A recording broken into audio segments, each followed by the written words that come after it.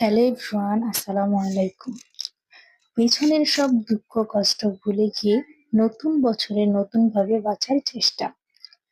এই বছরে আমার সাথে কি কি হয়, সব দুঃখ কষ্ট মিলিয়ে ছোট ছোট মুহূর্তগুলো আমি আপনাদের সাথে শেয়ার করব। ভালো লাগলে আপনারা আমার ইউটিউব চ্যানেলটা সাবস্ক্রাইব করে লাইক দিয়ে পাশে থাকবেন। নতুন বছর উপলক্ষে আমার শাশুড়ি মা কিছু আত্মীয়দের দাওয়াত করে, তারাই আসবে কালকে। সেই জন্য আমরা আগের দিন রাতে সবাই মিলে কিছু ডেজার্ট আইটেম তৈরি করে রাখতেছি। প্রথমে ডেজার্টের মধ্যে থাকছে হচ্ছে কাপকেক। চুলায় একটি মিডিয়াম সাইজের কেক তৈরি করে নিয়েছি, তারপরে ছোট ছোট টুকরা করে পরিমাণ মতো প্রতিটা কাপে দিয়ে দিয়েছি। কেকটা যেহেতু একটু অরেঞ্জ ফ্লেভারের করতে চাচ্ছি, তাই কমলার যে রসাটা একটু চুলায় জাল করে গাঢ় করে নিয়েছি এবং পরিমাণ মতো প্রতিটা কাপে 1 থেকে 1.5 চামচ করে দিয়ে দিয়েছি। আর কেকের ক্রিম তো মাস্ট, সেটা তো দিতেই হবে।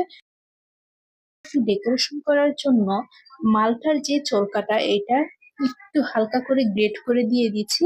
তারপরে এটাকে আরো সৌন্দর্য করার জন্য একটু গোল্ড টিপ দিয়েছি, যাতে দেখতে কাপকেকটা একটু সুন্দর এবং লোভনীয় লাগে। দেখেন কাপকেকটা আসলে কতটা সুন্দর হয়েছে। এই কেকটা যদি ফ্রিজে রাখি, যখন কেকের ক্রিমটা জমে যাবে পরের দিন খেতে এটা বেশি মজা লাগবে। দ্বিতীয় ডেজার্ট আইটেমে থাকছে হচ্ছে মাহলাবিয়া। কার কার মাহলাবিয়া পছন্দ বলেন তো? আমার তো বেশ পছন্দ। দেখেন কত সুন্দর কালার আসছে। মাহলাবিয়া পছন্দ করে না এমন মানুষ খুবই কম রয়েছে। এই যে আমি সব ডেজার্ট গুলো ফ্রিজে রেখে দিয়েছি। সকালে যেহেতু অনেক রান্না বান্না রয়েছে, তাই আগের দিন রাতে আমার শাশুড়ি মা কাতলা মাছের দো পেঁয়াজা করবে বলে কাতলা মাছগুলো ছোট ছোট টুকরা করে ময়দার বেটারে চুবিয়ে নিয়ে ভেজে নিচ্ছে। সকালে কি কি আইটেম রান্না করলাম মেহমানদের জন্য বা কিভাবে সময়গুলো কাটালাম, সেই সব মুহূর্তগুলো আপনাদের সাথে পরের ভিডিওতে শেয়ার করবো। আল্লাহ হাফিজ।